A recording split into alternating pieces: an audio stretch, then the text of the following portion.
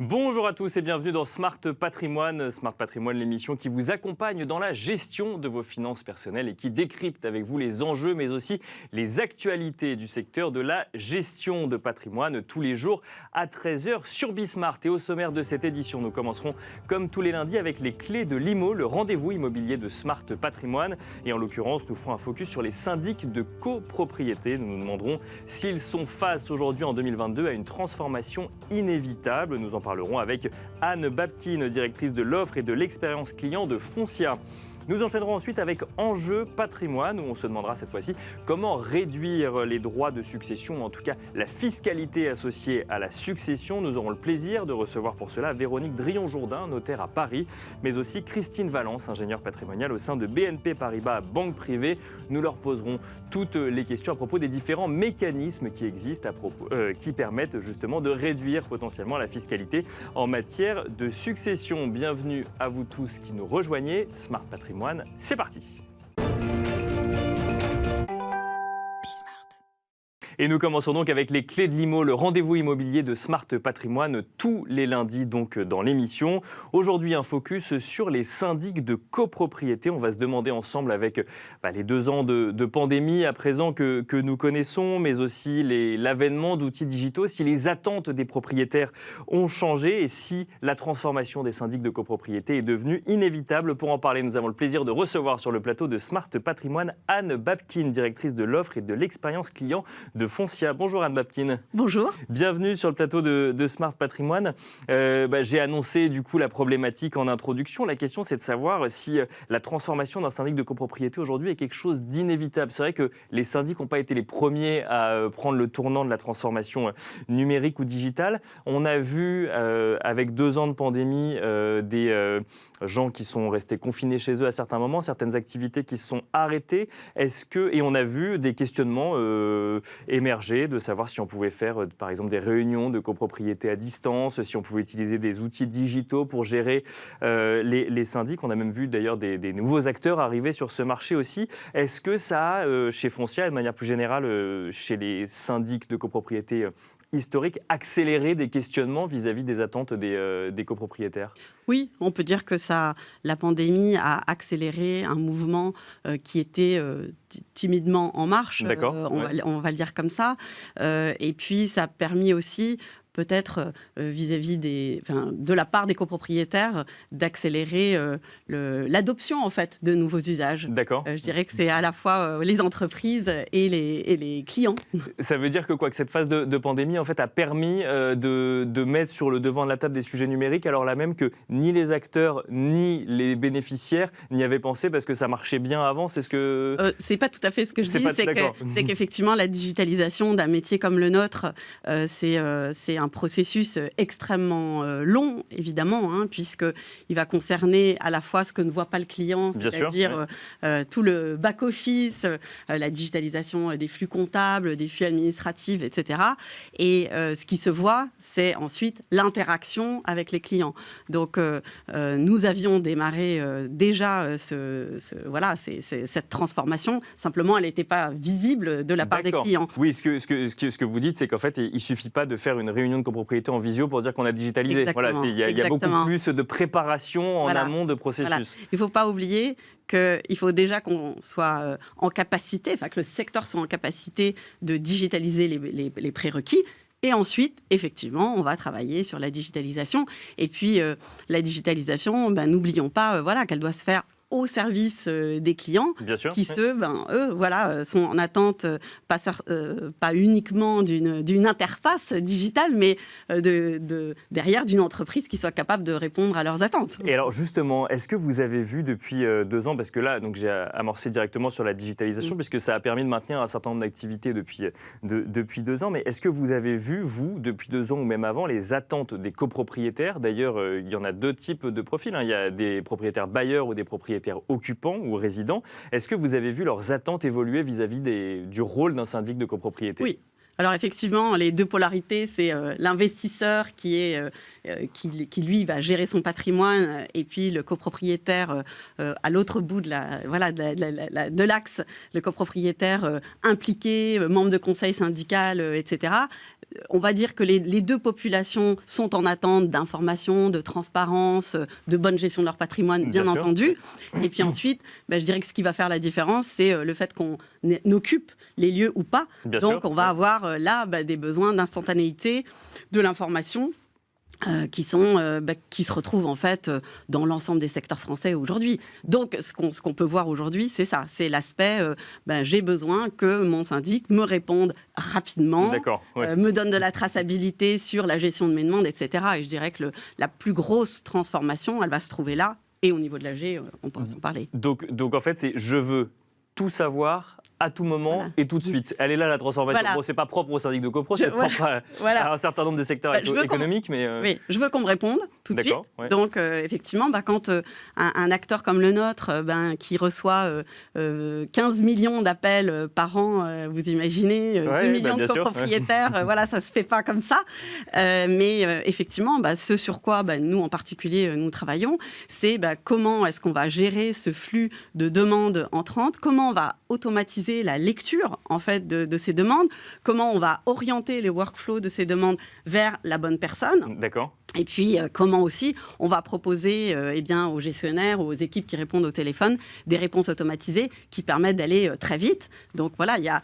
Je dis à mon client, j'ai bien reçu ta demande, ne t'inquiète pas, je m'occupe de toi. Et puis ensuite, il y a aussi la digitalisation de la prise en charge en fait, de l'incident ou de tel ou tel événement. Elle est comprise, la complexité de la digitalisation pour des acteurs comme des syndics, donc du coup, qui effectivement ont énormément de données à gérer pour énormément de cas particuliers au sein des copropriétés. Comprise par les clients ? Oui. Il est probable que non. Et je pense que c'est une autre très grosse révolution qui est le devoir de pédagogie. En fait, on est dans un métier extrêmement réglementé et des entreprises comme les nôtres, des acteurs comme les nôtres, ont un vrai devoir de pédagogie pour expliquer tu es nouveau copropriétaire, eh bien voilà comment ça va se passer. Une AG, ça sert à ça. Tu es membre d'une collectivité, eh bien tu as des droits et des devoirs. Et je pense qu'un acteur comme le nôtre a un rôle très important et c'est ce qu'on essaye de faire également. Parce qu'on voit pas mal de nouveaux entrants arriver sur ce secteur. Alors on l'a vu sur tous les secteurs d'activité en lien avec la digitalisation. Et alors on appelle ça des néo-syndics ou des syndics en ligne avec, alors je parle sous votre contrôle, mais tous un peu la même promesse, c'est de dire à la copropriété, reprenez la main, entre guillemets, avec nos outils. Comment est-ce qu'on voit ça quand on est un syndic traditionnel, cette idée de dire, en fait, on va se passer du syndic, mais avec des outils pour reprendre la main au niveau de la copropriété? Alors, il ne faudrait pas se tromper. On est syndic ou on n'est pas syndic. Les néo-syndics, en réalité, ça n'existe pas. Être syndic, ça suppose des responsabilités, ça suppose derrière avoir une assurance, appliquer un contrat qui va réglementer un certain nombre de choses. Voilà, les assurances, j'en ai parlé. Bien sûr. Donc, en fait, la digitalisation, c'est une chose. La digitalisation des systèmes, des flux comptables, des flux réglementaires, etc. Mais après, encore faut-il qu'il y ait quelqu'un derrière l'écran qui va ensuite assurer le job. D'accord, donc, il faut aussi que les copropriétaires, les clients, aient bien conscience de ça. C'est que ils peuvent tout à fait travailler avec une plateforme. Simplement, à un moment donné, il faudra bien appeler l'entreprise qui va venir. Il faudra bien prendre la responsabilité de la copropriété, ce qui n'est pas une mince affaire. Et donc ça, qui le fait, par exemple, dans ces cas-là? C'est la copropriété elle-même qui... Oui, parce que du coup, ça vous bascule dans un système qui s'appelle le syndicat bénévole. D'accord. Et à ce moment-là, c'est les copropriétaires eux-mêmes qui vont être responsables des décisions. Et alors, quand on est syndic traditionnel et qu'on a actionné du coup cette démarche de digitalisation, quand on voit ces néo-syndics arriver, on se dit c'est une raison de plus pour digitaliser encore plus vite, ou on se dit, d'ailleurs néo-syndic, donc c'est mon terme, mais apparemment c'est pas celui que vous utilisez, où vous vous dites finalement c'est deux choses complètement différentes puisque les services proposés sont pas les mêmes.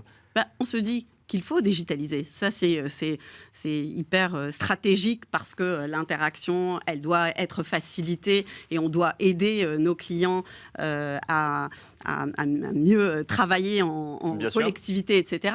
Mais en même temps, on a, comme je vous le disais tout à l'heure, ce devoir de pédagogie pour dire à nos clients, vous avez le choix. Il y a effectivement 2 façons de voir les choses et ensuite, chacun est libre de le décider. Mais il faut que, en fait, ces copropriétaires le décident en comprenant bien les enjeux et les conséquences de leurs décisions. Et c'est ça le plus important. Ils s'engagent. Alors, vous parlez de devoir de pédagogie et justement, alors, il y a un sujet qu'on traite souvent dans cette émission, c'est les impacts de la loi climat et résilience sur un certain nombre de facteurs finalement du marché immobilier, sur le prix, sur le coût des rénovations ou autres, et notamment l'évolution des DPE. Est-ce que les syndics de copropriété ont un rôle à jouer là-dedans? Parce qu'effectivement, on s'adresse très souvent aux propriétaires bailleurs en leur disant qu'ils ne pourront plus louer. Le syndic de copropriété, lui aussi, doit être associé à ces transformations des copropriétés, justement? Alors, non seulement il doit être associé, mais nous considérons qu'il doit être le moteur du changement. C'est clair que derrière cette loi climat, qui finalement est une formidable opportunité, puisque derrière, il y a des subventions importantes, on doit faire comprendre à nos clients quels sont les enjeux, quel impact ça aura sur tout simplement leur porte-monnaie, la qualité de leur patrimoine. Donc, en fait, ce qu'on est en train de faire avec nos clients, nous en particulier, c'est d'expliquer les mécaniques de cette loi, les enjeux qu'il y a derrière. C'est effectivement un propriétaire bailleur qui sera plus capable de louer son bien s'il est mal classé. Oui, puis on imagine que les enjeux ne sont pas les mêmes entre le propriétaire bailleur qui veut faire les travaux tout de suite pour pouvoir continuer à louer son bien et le propriétaire résident qui n'est pas à 5 ans près, par exemple. Alors, il y a effectivement ce point-là. Et puis ensuite, il y a 2 choses. Il y a les travaux collectifs. Donc là, on a besoin d'une décision collective de la copropriété. Et puis ensuite, il y a la décision individuelle qui impacte le logement. Et les 2 sont extrêmement liés. Oui, parce qu'il y a les travaux qu'on fait chez soi et il y a des travaux qui sont inhérents à la copropriété. Exactement. Et donc là, le syndic peut intervenir comme médiateur ou même comme initiateur d'une procédure ou en tout cas... Comme initiateur. Chez Foncia, par exemple, nous avons formé depuis plus d'1 an, 70 référents, l'ensemble de nos gestionnaires aux impacts de cette loi. D'accord. Et puis, nous accompagnons nos clients sur le diagnostic de ces immeubles, sur les travaux qu'ils pourraient mettre en œuvre, sur derrière les subventions possibles et pas possibles. Et on a de très belles expériences. On a, par exemple, aujourd'hui une copropriété comme celle d'Angers qui a permis... d'économiser derrière 30% en matière de coûts d'énergie. Bien sûr. Et puis qui a permis aussi de prendre en charge plus d'1 quart du budget des travaux.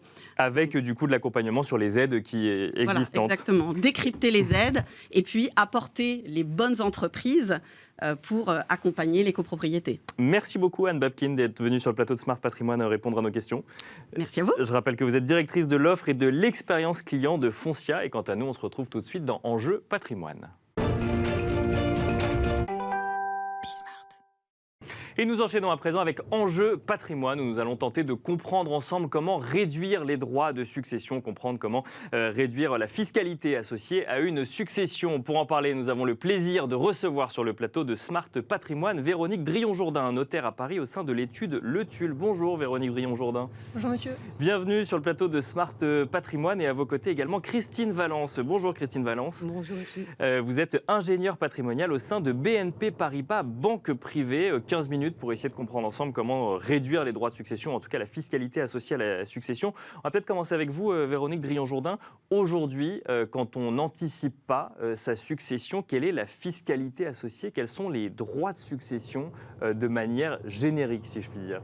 Alors, vous savez peut-être que les droits de succession varient en fonction de la qualité de l'héritier, s'il est descendant ou si c'est un collatéral. Bien sûr. Voilà, ouais. Donc ça varie, je dirais, entre 20 et 60%. D'accord. Ça va jusqu'à 60% quand on est étranger. Plus on est proche finalement de la personne défunte, moins les frais de succession, les droits de succession seront élevés. Exactement. Et en sachant que ça peut aller jusqu'à 60% quand on est un étranger par rapport au défunt. Donc et ensuite, on va regarder par rapport aux enfants, ensuite aux oncles et tantes, potentiellement aux cousins, aux neveux, et ensuite et ainsi de suite. Et c'est progressif, puisque par exemple, quand il y a des descendants, vous pouvez aller de 20 jusqu'à 45% quand vous êtes un enfant. D'accord. Le patrimoine est assez conséquent. D'accord. Ah oui, donc plus le patrimoine est conséquent, donc 20% effectivement pour un enfant, mais ça peut aller jusqu'à 45%. 45%, on commence à se poser la question de savoir comment est-ce qu'on peut optimiser les droits de succession potentiellement. Exactement. Et alors justement, il y a différentes façons d'optimiser les droits de succession. Je vous prie de nous excuser si vous nous entendez le bruit des travaux. Nous n'avons pas la main dessus. Christine Valence, nous avons tenté de réfléchir ensemble avant l'émission à différentes façons de réduire les droits de succession. On en a listé un certain nombre et on va les détailler ensemble. Déjà, la première chose, quand on veut réduire les droits de succession au moment de la succession, c'est de commencer à transmettre son patrimoine avant le moment où on rentre dans une succession. Oui, alors ce que vous êtes en train de dire, c'est la clé, c'est l'anticipation. On en parlait ensemble auparavant et c'est vrai que c'est un moyen extrêmement percutant, performant de préparer la transmission, à la fois sur le plan de vue civil, parce que ce n'est pas le sujet aujourd'hui, mais on sait bien que c'est la question civile, c'est-à-dire à qui je veux donner, dans quelles conditions je veux donner. C'est les véritables questions qui doivent être posées. Et après, effectivement, le fait d'anticiper permet généralement de trouver des solutions vous dites de maîtrise des droits. Alors, vous dites effectivement de décider à qui je veux donner. On a le choix de savoir à qui on veut donner. Non, de toute façon, on vous donne forcément à ses enfants en priorité. Alors, il y a effectivement, mais ce n'est pas une question fiscale, mais c'est effectivement le Code civil qui fixe un certain cadre. Ça dépend également comment est composée la famille. S'il y a des enfants, s'il y a des petits-enfants, s'il n'y a pas d'enfants, s'il y a un seul conjoint, etc., il y a moyen de composer. Ce dont vous parlez, c'est la réserve héréditaire qui existe, même si on en parle beaucoup en ce moment, c'est un sujet qui revient fort dans l'actualité, mais il n'en demeure pas moins qu'effectivement, en présence d'enfants, il y a des règles qui trouvent à s'appliquer selon la composition de la famille. Mais c'est effectivement une réflexion qu'il faut avoir en amont, mais pour répondre à votre question initiale, l'anticipation de la transmission permet effectivement de réduire les droits. Alors d'abord parce qu'on peut faire des donations, ce dont vous parliez. Ces donations permettent, quand ce sont des enfants qui sont donataires, d'utiliser ou de consommer, c'est le terme que l'on emploie généralement, l'abattement de 100 000 € par parent et par enfant, sans effectivement droit de donation. Donc 100 000 € que chaque parent peut donner à chacun de ses enfants. Bien entendu. Pour avoir une réduction de la fiscalité ou forcément, il n'y a pas de fiscalité. Un parent fait une donation de 100 000 € à un enfant, eh bien, il n'y aura pas de droit de donation là-dessus. D'accord. En revanche, on peut également utiliser le don familial de somme d'argent, c'est très utilisé par les Français, qui permet de faire une don de liquidité de manière très simple, parce qu'il y a un simple enregistrement à l'administration fiscale, avec un abattement, là, une enveloppe plus exactement de 31 865 €. D'accord. Dès lors que le donateur est majeur ou mineur émancipé. Et cela peut se faire entre parents et enfants, entre parents et grands-parents et petits-enfants, et aller, en l'absence de telle descendance, vers des neveux ou des petits-neveux, nièces et petites-nièces. Et les deux dispositifs peuvent se cumuler ? Bien entendu. Donc en fait, on peut donner jusqu'à 131 000 € à peu près par ligne. Par parents, enfants. Et alors, si vous imaginez une famille avec des grands-parents et des enfants et des petits-enfants, vous voyez la démultiplication et la manière de favoriser la fiscalité dans ce contexte-là. Et toujours sans aucune fiscalité ou avec une fiscalité réduite si on est jusqu'à 130 000 €, 131 000 €? Aucune fiscalité, puisqu'on est dans les abattements. Alors attention, il y a des conditions, comme je viens de le dire, il faut des conditions d'âge au niveau du donateur et des conditions d'âge au niveau du donataire qui fonctionnent pour le don familial de somme d'argent, mais qui ne fonctionnent pas pour l'abattement générique de 100 000 €.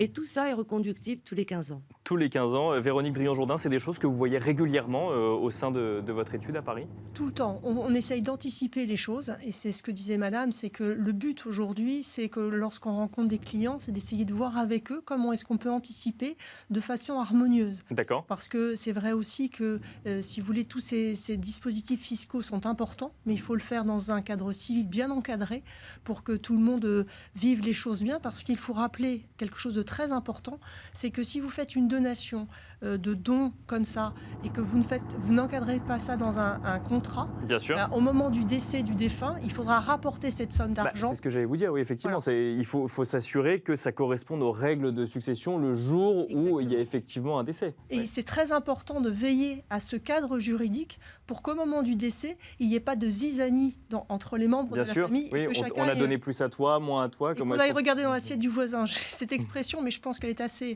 marquante. Et il est très important qu'à ce moment-là, il y ait un dialogue qui s'entame avec le futur défunt pour qu'il encadre les choses de son vivant, qu'il soit là en tant que chef de famille pour encadrer les choses et que ça se passe au mieux au moment de son décès. Alors, il y a d'autres dispositifs, ou en tout cas d'autres mécanismes qu'on va détailler avec vous. Juste avant, très rapidement, Véronique Drillon-Jourdain, Christine Valence a évoqué le fait de transmettre d'un grand-parent à un petit enfant. Ça se fait de plus en plus, ça, aujourd'hui ? Énormément. C'est ce qu'on appelle la donation transgénérationnelle aussi, parce que il est important de se dire qu'aujourd'hui, on hérite de plus en plus tardivement. Bien sûr. Oui. Et de ce fait, des parents se disent, mais finalement, ça ne sert à rien que j'hérite aujourd'hui, c'est mieux que je saute une génération. Et rien que ça, le fait de sauter une génération, c'est un gain fiscal, puisqu'on ne paye qu'une seule fois la fiscalité. D'accord, ça évite de l'accumuler effectivement. Exactement. Sur 2 générations. Et les donations transgénérationnelles sont une nouveauté, on va dire, depuis une dizaine d'années.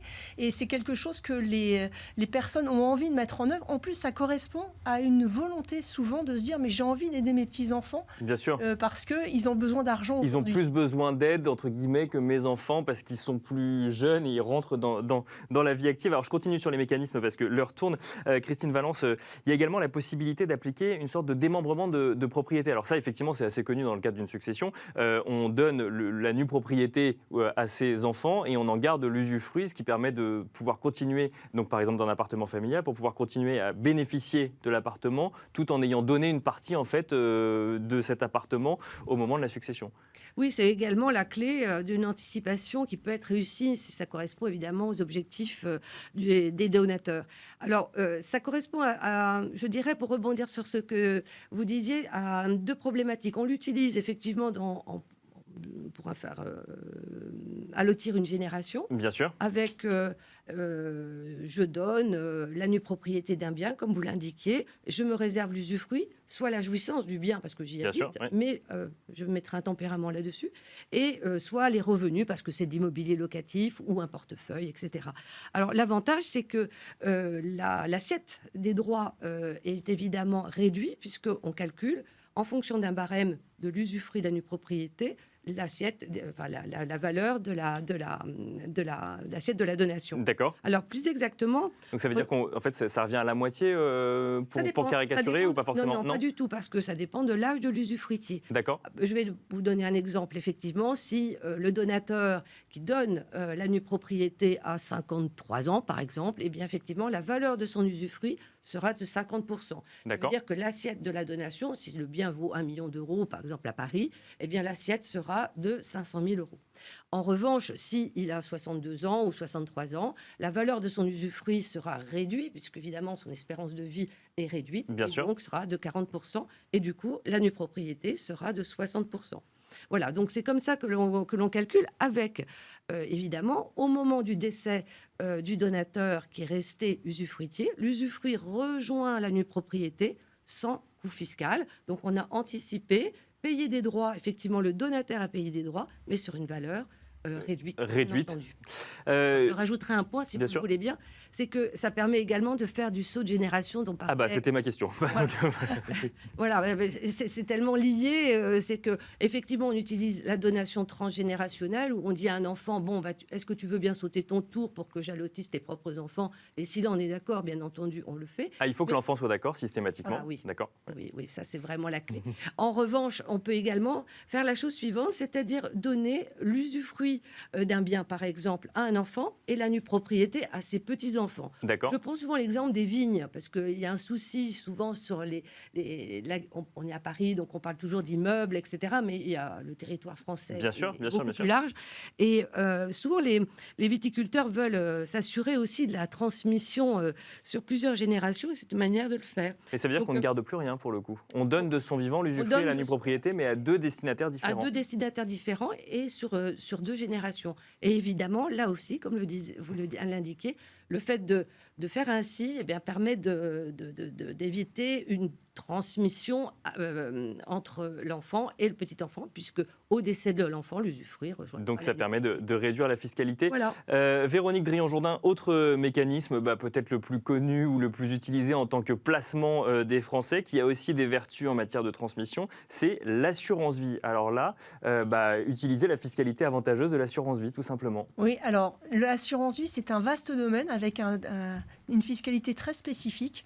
Alors on ne peut pas rentrer aujourd'hui dans tout le détail. Sachez simplement qu'il faut retenir qu'il faut essayer de le faire avant les 70 ans. D'accord. Parce qu'avant les 70 ans, il y a des avantages fiscaux qui sont beaucoup plus importants que ceux qui existent après 70 ans. Donc ouvrir son assurance vie avant ses propres 70 ans. Et placer l'argent avant ses 70 ans. D'accord, placer l'argent. Oui, d'accord. Il faut les placer aussi, parce que ça nous fait rire souvent. On l'ouvre et puis on dit on placera l'argent plus tard. Non, c'est plus possible. D'accord. C'était un temps révolu, très ancien.